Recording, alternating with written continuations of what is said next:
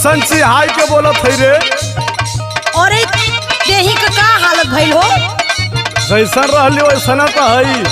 अब हिन 3 दिन नवरात्र चालू भइले भइल आ तोहार शरीर दुबरा के काटा हो गई। तू कहल का चाहत है साफ साफ तनी बोल पर। सुना,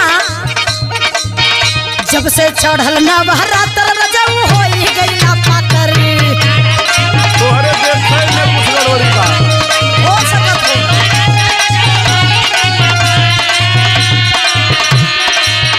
जब से चढ़ल नवरात्र रजऊ होई गई ना पातर, काहे 9 दिन के रउआ उपवास बनी जी।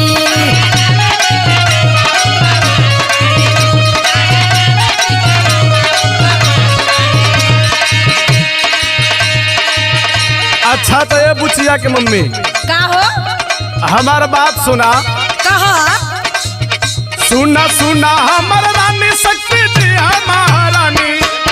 तोहार दिमाग खराब हो गया और कुछ ना। अरे शक्ति के बल पे देश चलत हो।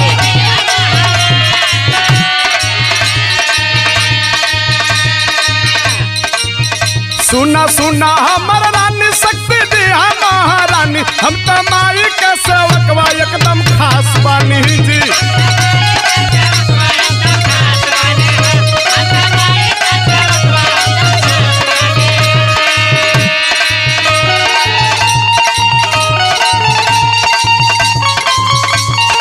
अभी तो के कुछ मालूम ना हो। एकदम कुल मालूम है। तोहार दिमाग खराब हो गई बा और कुछ ना। अब तो के समझावल बेकार है बा।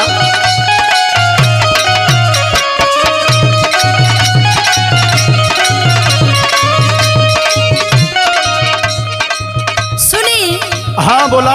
कहो भाई माटी के मूर्ति बदे तू अपन शरीर गलावत हो। पहले तू अपने जबान पे लगाम रखा। तोरे तनको दिमाग हो कि ना? पहले हमार बात सुना। हाँ समझावा। मटिए के माही बानी नहीं के कुछ बोला।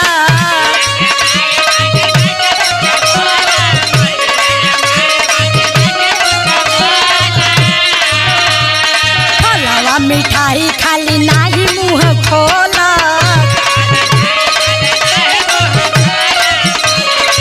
अब ही तू अंधविश्वास में हो। ना ना ना ना, सुना, कैला जे पे विश्वास तू हो खबानी ना। ऐसन कबो ना हो। ऐसा ना होई।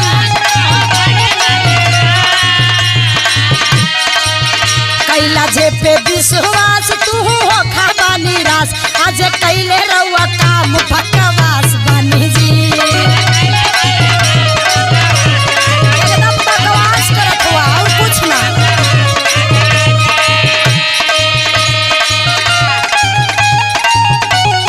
जाओ।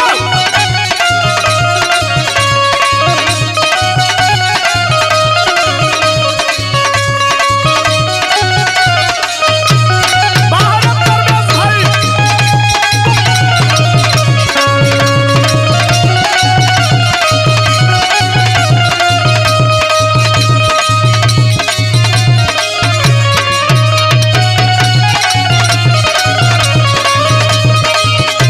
अब ही तो के माई के महिमा के बारे में नहीं मालूम बा। कुल मालूम बा। हमार बात सुना। कहा जंतु तो ऐसा ना कहतो। कहा तब का कहल चाहता है? लोरी कौरयाला कहो गाहली समरिया। अच्छा,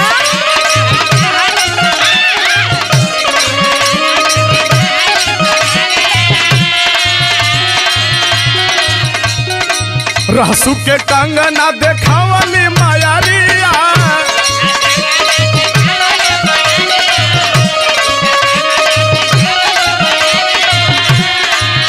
मिलल काली दस के ज्ञान दस के टूटल अभिमान।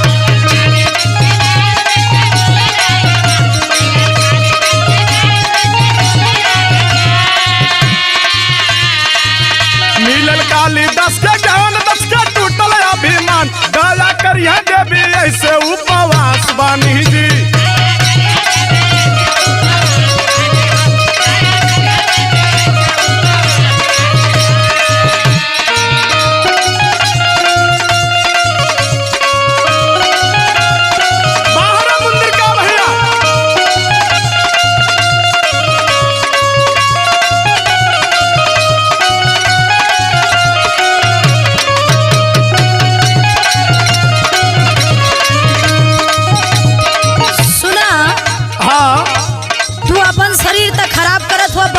बर्बाद करत हुआ। तू पागल है, तोरे समझ में ना आई। हाँ हम तो पागल है ये है। सुना, हाँ पैसा का बर्बादी शरीरिया के नाश हो। अरे वो माई से डरा। ना ना ना ना, एक दिन आई बा तू होही के उदास हो। तुहार भूल है।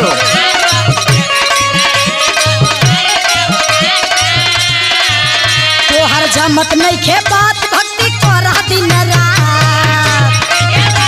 तोहर मर्जी है तो रात दिन भक्ति करा। हाँ हम अपन काम कर, तू अपन करा।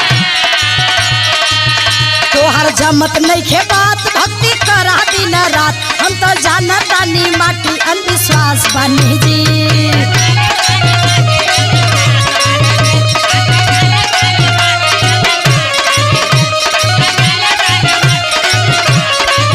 हम तो माई के सेवक वाले एकदम खास बानी जी। काहे नौ दिन के रउआ उपवास बनी जी। हम तो माई के सेवक वाले एकदम खास बानी जी। आज कैले रउआ काम बकवास बनी जी। हम तो माई के सेवक वाले एकदम खास बानी जी। हम तो जानता नी माटी अंधविश्वास बनी जी।